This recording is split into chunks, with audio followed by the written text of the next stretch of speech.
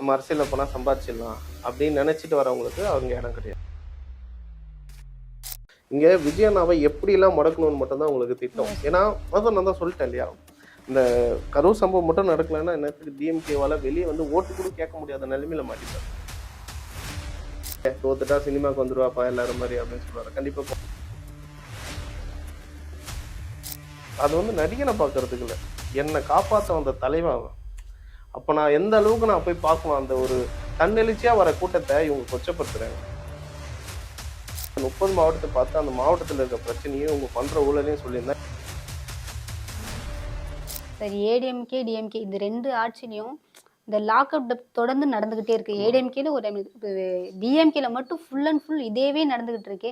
நம்ம ஆளு தான் ஆள்றாங்க, அதனால போலீஸ்காரங்க அந்த அடி அடிக்கிறானுங்க.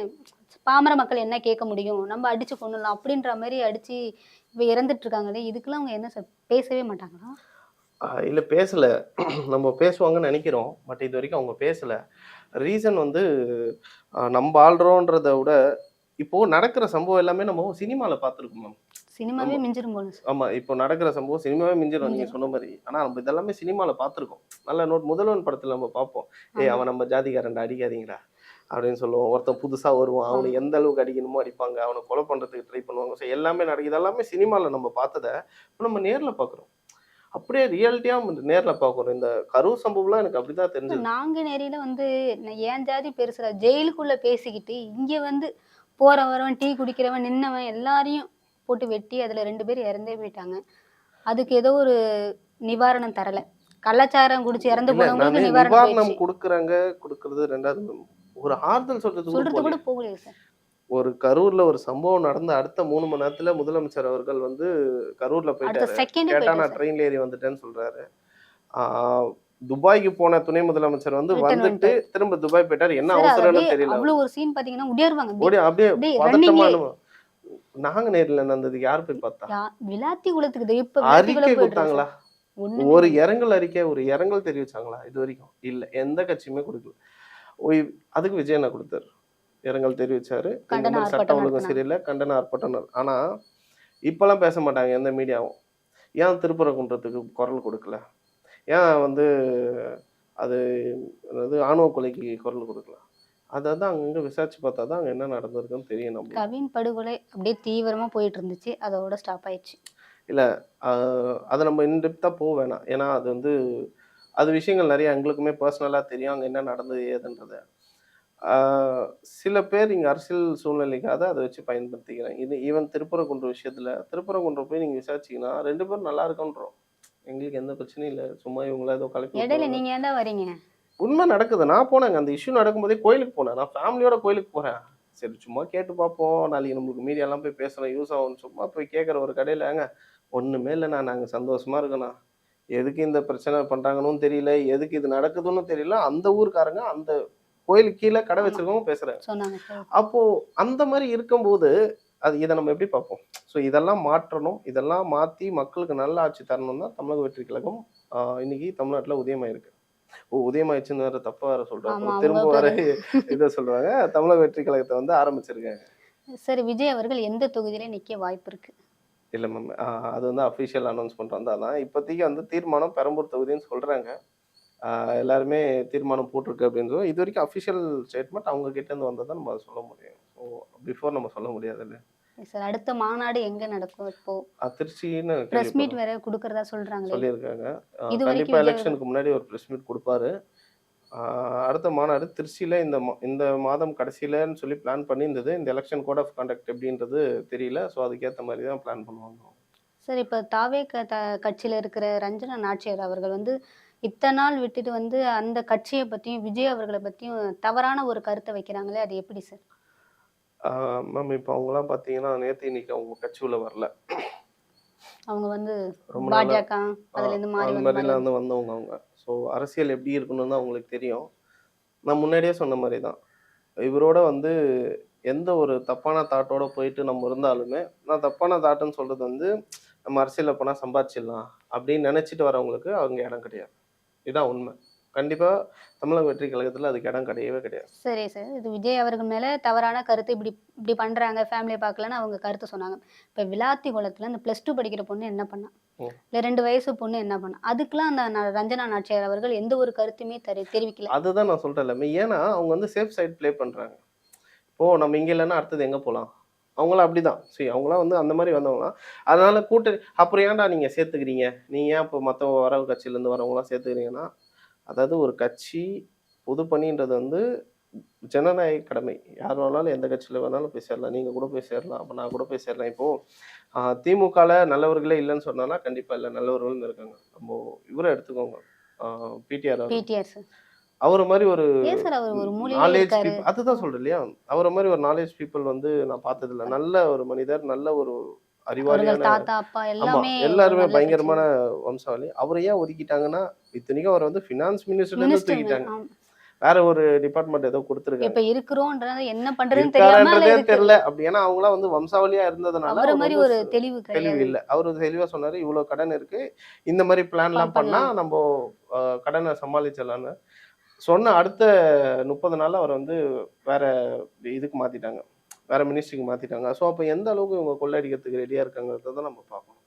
தமிழ்நாட்டுல மிக மிக சட்ட ஒழுங்கும் ஆ இங்க வந்து பெண்களுக்கு பாதுகாப்பும் சுத்தமா இல்லன்றத மட்டும் நம்ம தெரிஞ்சுக்கணும். இந்த இந்த 2026 எலக்ஷன் ஒரு மிகப்பெரிய புரட்சியா மாறி, மக்களே வந்து விஜய் அண்ணாக்காக ஓட்டு கேட்பாங்கன்ற அளவுக்கு இன்னைக்கு ஒரு புரட்சி வந்திருக்கு. எப்படி ஆம் ஆத்மிக்கு வந்து 2014ல வந்து ஒரு புரட்சி வெடிச்சதோ டெல்லியில, மக்களே தொப்பிய மாட்டிக்கிட்டு ஆ வீடு வீடா சென்று ஓட்டு கேட்டாங்களோ, அந்த மாரி இங்க விசில் எடுத்துன்னு போவாங்கன்றத தான் நாங்க நாங்க பார்க்குறோம். சார் இப்ப புசி ஆனந்த் கையில தான் விஜய் அவர்கள் இருக்காங்கன்னு நெறைய பேர் சொல்றாங்க. அவரோட கண்ட்ரோல்ல இருக்காரு விஜய் அவர்கள் அப்படின்னு சொல்றாங்களே, அது உண்மையா? அப்படிலாம் இல்ல மேம். சும்மா வந்து கண்ட்ரோல்ல என்ன கண்ட்ரோல்ல இருக்காரு? இவரு உட்காருனா உட்காரணும், எழுந்துனா எழுந்துரு அந்த கண்ட்ரோல்ல இருக்கான்னு சொல்றாங்களா? இல்ல எப்படி சொல்றாங்கன்னு தெரியல. ஆனா அது ரொம்ப தவறான ஒரு கருத்து மேம். விஜய் அண்ணா வந்து ஒரு ஆ சுயமா யோசிச்சு முடிவு எடுக்கிற ஒரு ஆள். அவர் வந்து அவர மாரி வந்து ஒரு தெளிவா யோசிக்கவும் முடியாது. ஒரு விஷயத்த யோசிக்கிறதுக்கு 100 தடவ டைம் எடுத்துக்கிட்டா கூட, ஆனா அத யோசிச்சாருன்னா, அவர மாரி யாராலயும் அத இம்ப்ளிமெண்ட் பண்ணவே முடியாது. அந்த மாரி ஆள். இப்பயுமே சொல்றேன் மேம். அவரு சப்போஸ் 2026ல தோத்துட்டாலும் சினிமா நடிக்க போமாட்டாரு. எல்லாரும் சொல்றாங்களே, "தோத்துட்டா சினிமாக்கு வந்துருவாப்பா எல்லாரும் மாரி" அப்படின்னு சொல்லுவாரு. கண்டிப்பா போமாட்டாரு. ஜெயிச்சிட்டா கூட போறதுக்கு வாய்ப்பு உண்டு. அவரு ஜெயிச்சுட்டாரு, ஒரு எக்ஸாம்பிள் வந்து ஜெயிச்சுட்டாரு, சிஎம் ஆயிட்டாரு அப்படின்னும்போது, ஆ மக்கள் விருப்பப்பட்டோ, இல்ல சினிமா துறையில யாராவது விருப்பப்பட்டோ, "வாங்கண்ணா ஒரு படம் நடிச்சு குடுங்கண்ணான்னு" கேட்டான்னா, கண்டிப்பா போவாரு. ஏன்னா, அவரு அந்த மாரியான ஒரு அ மைண்ட் செட் உள்ள ஆளு. ஒரு நெறைய பேர் அரசியல்ல இருந்துகிட்டும் போய் சொன்னா நடிக்கிறாங்கல்ல சொன்னத சார். செய்ற ஆளு அவரு. உண்மையிலே. ஏன்னா, ஃப்ரம் டே ஒன்லேருந்து ஒரே விஷயம் தான் சொல்லிட்டு இருக்காரு. ஆ நீங்க நீங்க நல்லா நோட் பண்ணி பாருங்க. விக்கிரவாண்டி மாநாட்டிலயும் ஒரே விஷயம் தான் பேசியிருப்பாரு. மதுரை மாநாட்டிலயும் ஒரே விஷயம் தான் பேசியிருப்பாரு. மத்த அரசியல் கட்சி தலைவர் மாரி மாத்தி மாத்தி பேசியிருக்க மாட்டாரு. அவரு ஒரு டிசிஷன் எடுத்தா அதுதான் டிசிஷன். அவர யாராலயும் சேஞ்ச் பண்ண முடியாது. அவரும் மாறவும் மாட்டார். இந்த மாத்தி மாத்தி பேசுறது, இந்த பொய்யான வாக்குறுதி, இந்த நடக்காதத சொல்லி இங்க ஓட்டு கேட்க அவர் வரவே இல்ல. அதே மாரி இவங்க கூட சேர்ந்து, இவங்க கூட போய் சேர்ந்து கூட்டணி வச்சு இவங்கள ஜெயிக்க வைக்கணுன்றதுக்கும் அவர் வரல. இங்க மக்களுக்கு தீர்வு குடுக்கவும், மாற்ற மாற்றத்தெல்லாம் தாண்டி தீர்வு அரசியலுக்காக வந்திருக்காரு விஜய் அண்ணா. நம்ம அப்படிதான் பார்க்கணும் அத. Okay sir. நீங்க தமிழ்நாட்டுல எவ்வளவோ கட்சி இருக்கும். அப்படி இருக்கிறப்ப நீங்க ஏன் தமிழக வெற்றி கழகத்துல இணைஞ்சிருக்கீங்க? அதுக்கு என்ன காரணம்? இல்ல கண்டிப்பா மேம். நாங்க வந்து எங்களுது வந்து ஜல்லிக்கட்டு போராட்டத்திலருந்து உதயமான கட்சி, தமிழ்நாடு ஆமா. இளைஞர் கட்சி. நாங்க ஒரு 10 வருஷமா பயணிச்சுட்டு இருக்கோம் மேம். நாங்களும் எலக்ஷன் ஆர்கே நகர் அ எலக்ஷன்ல இருந்து எம்பி எலக்ஷன் 2019 நடந்த எம்பி எலக்ஷன்ல கன்டெஸ்ட் பண்ணியிருக்கோம். 21 எலக்ஷன்ல கன்டெஸ்ட் பண்ணியிருக்கோம். இந்த மாரி பல எலக்ஷன்ஸ நாங்களும் பார்த்துருக்கோம். நம்ம தமிழ்நாட்டுல வந்து அ தமிழ்நாட்டுல இந்தியாவே வந்து ஐடியாலஜி பாலிடிக்ஸ் கிடையாது. சிங்கிள் ஃபேஸ் பாலிடிக்ஸ் இங்க. இப்போ ஃபார் எக்ஸாம்பிள் வந்து இப்போ அமெரிக்கா பார்த்தீங்கன்னா, ஐடியாலஜி பாலிடிக்ஸ். இன்னைக்கு ட்ரம்ப் இருப்பாரு. நாளைக்கு வந்து ஜோ பைடன் வரலாம். ஜோ பைடன் போயிட்டா வந்து வேற ஆளு ஏன்னா அங்க வந்து ஐடியாலஜி பாலிடிக்ஸ். அவங்க கட்சிய சார்ந்த ஐடியா என்னவோ அது மட்டும் தான் வச்சு. இங்க வந்து அப்படி இல்ல. இங்க வந்து அ தலைவனை சார்ந்த போற கூட்டம்ன்ற மாரி தான் நம்ம பார்க்கணும். எங்க கட்சியில வந்து ஒரு ஸ்டார் ஃபேஸ் இல்ல.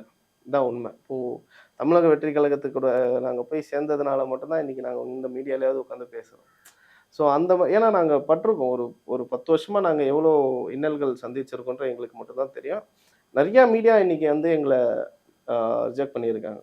நாங்க எங்கள கூப்பிட்டு உட்கார வச்சு பேசிருவாங்க. நான் அந்த வீடியோ வெளிய வராது. இன்னைக்கு எல்லா மெயின் ஸ்ட்ரீம்லயும் நாங்க இருக்கோம். அதுக்கு காரணம் விஜய் அண்ணா தான். அதுக்கு அதுக்கு இன்னொரு காரணம் விஜய் அண்ணாவோட ஃபேஸ். அவர் வந்து ஒரு கரிஸ்மேட்டிக் லீடர். அவரோட கொள்கையும் எங்களுக்கு ரொம்ப பிடிச்சிருந்தது. அவர் மக்களுக்கான தீர்வு அவர் தான் குடுப்பாரு. நாங்க வந்து மக்களுக்கு நல்லது பண்ண வந்திருக்கோம். தமிழ்நாடு இளைஞர் கட்சி வந்து மக்களுக்கு ஒரு மாற்றத்தையும் நல்லாட்சி தரணுன்றதுக்காக மட்டும் தான் நாங்க வந்திருக்கோம்.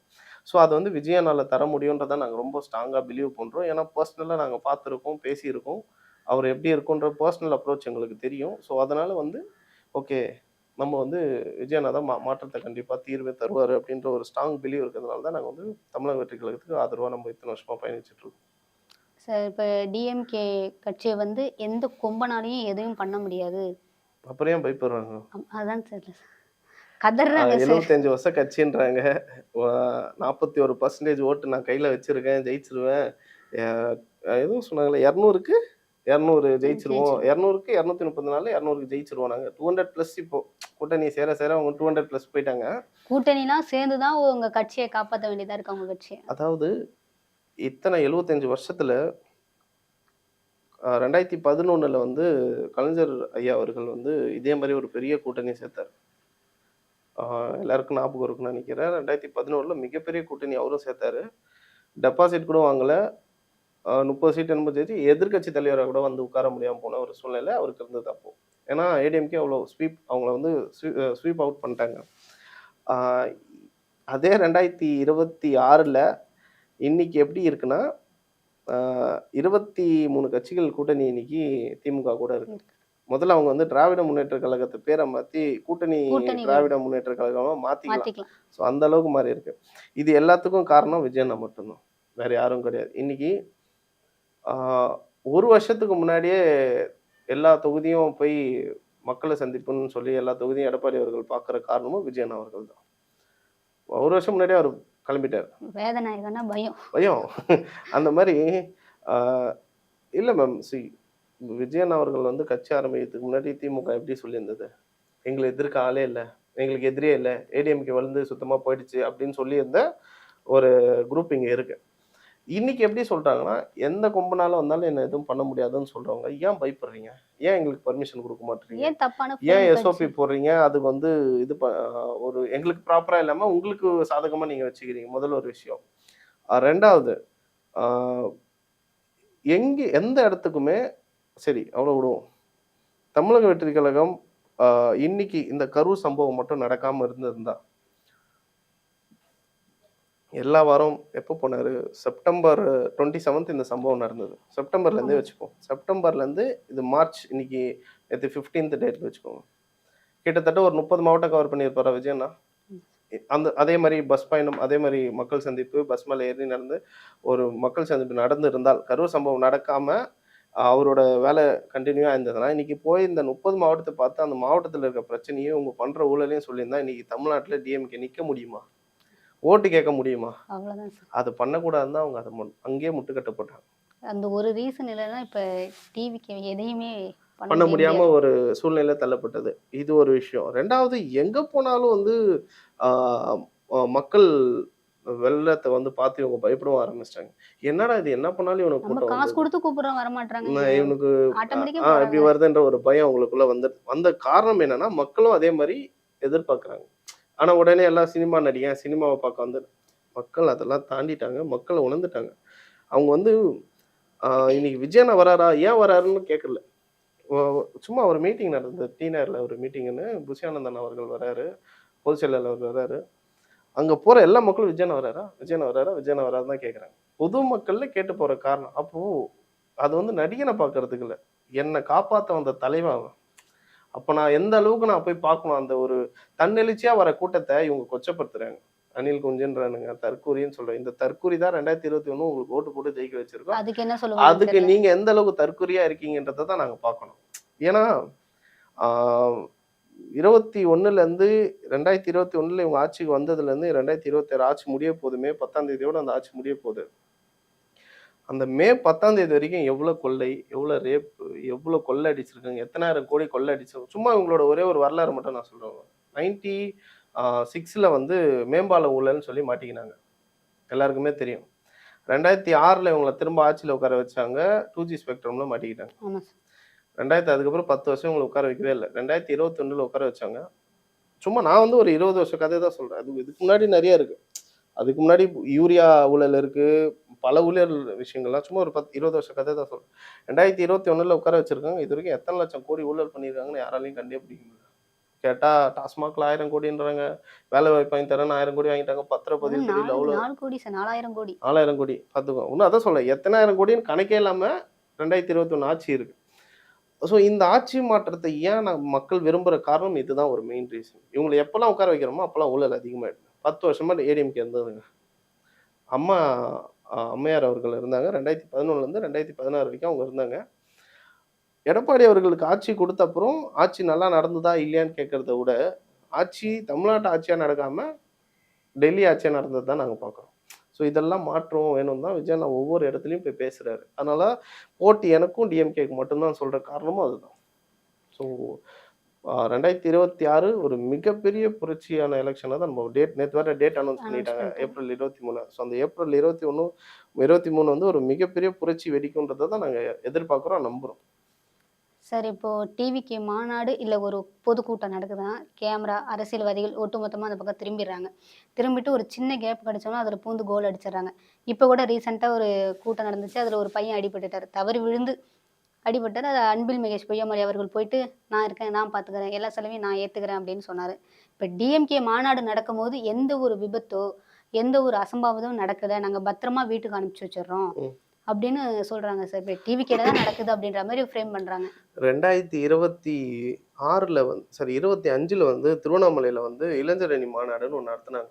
ஞாபகம் இருக்கும்னு நினைக்கிறேன் எல்லாருக்கும். ஆ அந்த இளைஞர் அணி மாநாடுக்கு சென்னையில இருந்து சென்ற நபர்கள், திமுக நிர்வாகிகள் திரும்ப வரும்போது செஞ்சிகிட்ட ரோட்ல போயிருந்த பொதுமக்கள் மேல ஏத்தி ஒருத்தர் இறந்துட்டாரு. அவர புடிச்சு முற்றுகையிட்டு மக்கள் போராடி ரோட்ல நின்னு புரொடெஸ்ட் பண்றாங்க. அவர புடிச்சு ஜெயில்ல போடுங்க. அவரு இந்த மாரி பண்ணிட்டாருன்னு சொன்னதுக்கு, அவங்கள விட்டுட்டு போலீஸ்காரங்க பொதுமக்கள அடிச்சாங்க. அப்ப அது சம்பவம் இல்லையா? சரி, அதையும் விட்டுருவோம் கணக்குல. அவங்க ஆட்சியில எதுவுமே இல்ல சம்பவம் இல்ல சார். அதுதான் சொல்றேன். இன்னொரு விஷயம் சொல்றேன். இப்போ போன வாரத்துக்கு 1 வாரத்துக்கு முன்னாடி, ஆ இதுல ராமநாதபுரம் மாவட்ட சேர்ந்த நபர் ஒருத்தர் திமுக நிர்வாகி சென்னைக்கு வந்துட்டு இருக்காரு. மதுராந்தகத்து கிட்ட ஒரு கர்ப்பிணி பெண்ண வண்டியில போயிட்டு இருக்காங்க. அவர அடிச்சு தூக்கி போட்டு இப்ப ரீசென்ட் போயிட்டாங்க. அங்க இது ரீசென்ட் எல்லாமே பார்த்திருப்பீங்க. 10 நாள் தான் சார். ஆ அந்த அம்மா இறந்துட்டாங்க. Spot out. கர்ப்பிணி பெண். கர்ப்பிணி பெண் இறந்துட்டாங்க. 2 உசுர் போயிடுச்சு. பூமியவே பார்க்காத குழந்தை இறந்துருச்சு. அத புடிச்சு பொதுமக்கள் அந்த வண்டிய ட்ரேஸ் பண்ணி புடிச்சு ஜெயில்ல குடுத்துருக்காங்க. போலீஸ் கிட்ட ஒப்படைச்சிருக்காங்க. சாயங்காலம் வெளிய வந்துட்டுருக்காரு. வெளிய அந்த காவல் ஆய்வாளர் சொல்றாரு, ஹைவேஸ்ல இது சகஜம். இது சகஜங்க. 2 உயிர குடுக்க சொல்லுங்க. இப்படி ஒரு லத்தாஜிக்கான பதில் தான் வருது. ஸோ அப்ப இவங்க சம்பவம் எதுவும் வெளிய வராது. இங்க விஜய் அண்ணாவ எப்படிலாம் மடக்கணும்னு மட்டும் தான் உங்களுக்கு திட்டம். எஸ். ஏன்னா, அதான் நான் தான் சொல்லிட்டேன் இல்லையா? இந்த கரூர் சம்பவம் மட்டும் நடக்கலன்னா, என்னத்துக்கு டிஎம்கேவால வெளிய ஓட்டு கூட கேட்க முடியாத நிலைமையில மாட்டிப்பாரு. தலையில துண்டு போட்டு உட்காந்துருப்பாங்க. உண்மையா வெளிய கூட கேட்க முடியாது. என்ன கேட்ப? நீ எந்த மூஞ்ச வச்சுன்னு வெளிய வருவ? "ஏய் உன் ஆட்சியில இதெல்லாம் நடந்துக்குது. எனக்கே தெரியாதுன்னு தெரியும்." மக்கள் கேட்பாங்களா இல்லையா? ஒரு 6 மாவட்டம் போனாரு. 7வது மாவட்டத்துல இவ்வளவு பிரச்சனை பண்ணிட்டாங்க. கரூர்ல இந்த இந்த துயர இந்த 6 மாவட்டத்து மக்கள் இப்ப எவ்வளோ அதிர்ச்சியில இருப்பாங்க. இவ்ளோ நடந்திருக்கா? ம் அ மூட்டைக்கு ரூ. 40 வாங்குற அவலம்லாம் இங்க இருக்கு. அரிசி மூட்டை தூக்கி அதையுமே சொல்லியிருக்காரு. ஸோ அந்த மாரி நெறைய விஷயங்கள் வெளிய தெரியாம பல மாவட்டங்கள் பல விஷயங்கள் நடந்துட்டு இருக்கு. பாலாறுல காஞ்சிபுரத்துல பேசும்போது பாலாறு பத்தி பேசியிருப்பாரு. எவ்வளோ ஒண்ணும் இல்ல. நீங்க வேலூர் போனீங்கன்னா, அந்த ரைட் சைடு பார்த்தீங்கன்னா, வெறும் மரமா தான் இருக்கு. அந்த ஆறாவே தெரியல. பாலாறுல எப்படி மரம் வளர்ந்ததுன்னு தான் தெரியல. அதுவும் கருவேல மரம் எப்படி வளர்ந்ததுன்னே தெரியாத மாரி இன்னைக்கு ஒரு சூழ்நிலை உருவாக்கி வச்சிருக்காங்க, இன்னைக்கு இருக்க திமுக அரசு. தமிழக வெற்றி கழகத்தின் செயல்பாடுகள் குறித்து தெளிவான விளக்கம் கொடுத்திருக்கீங்க சார். நன்றி, வணக்கம்.